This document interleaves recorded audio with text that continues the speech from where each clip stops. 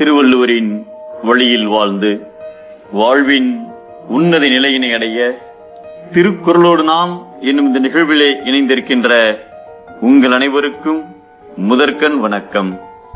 குறள் எண் 348, அதிகாரம் துறவு. புத்தர் ஞானம் பெற்றதும் அவருடைய அண்ணன் முறை உறவினரான ஆனந்தர் புத்தர் மீது கொண்ட அன்பால் அவருடைய சீடரானார். மற்ற சீடர்களை விட புத்தரிடம் தனக்குதான் அதிக உரிமை உண்டு என நினைத்து அதன்படியே நடந்து கொண்டார். ஒரு நாள் புத்தரிடம், நான் எப்பொழுதும் உம்முடனேயே இருக்க வேண்டும், நான் யாரை அனுப்பினாலும் அவர்களுக்கு ஆசி தர மறுக்கக்கூடாது, எந்த காரியத்திற்காகவும் எங்கும் என்னை அனுப்பக்கூடாது என 3 நிபந்தனைகளை முன்வைத்தார். புத்தர் மென் சிரிப்புடன் அதற்கு தலையசைத்தார்.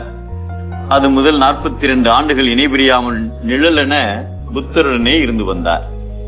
ஆனால் அவரால் ஞானம் பெற முடியவில்லை. அவரை காண வந்த சீடர்கள் பல பேர் சில நாட்களிலேயே ஞானம் பெற்றதை அறிந்த ஆனந்தர் தனக்கு மட்டும் ஏன் ஞானம் கிடைக்கவில்லை என்று வருந்தினார்.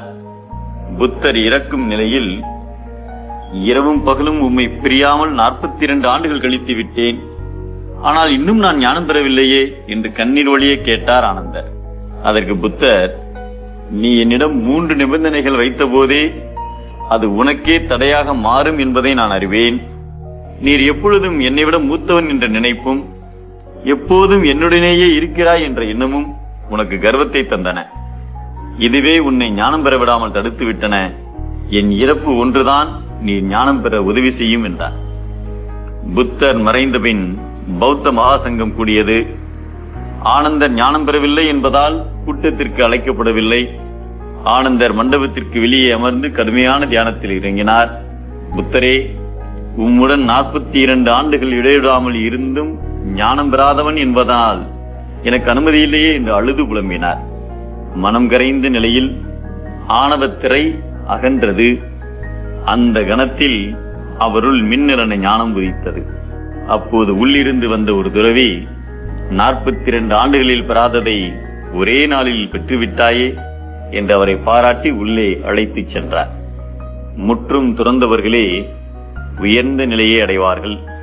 அவ்வாறு துறவாதவர்கள் அறியாமை என்னும் வலையில் சிக்கியவர்களாவார்கள் என்பதை தலைப்பட்டார் தீரத் துறந்தார், மயங்கி வலைப்பட்டார் மற்றையவர் என்கிறார் நம் தெய்வப்புலவர் திருவள்ளுவர்.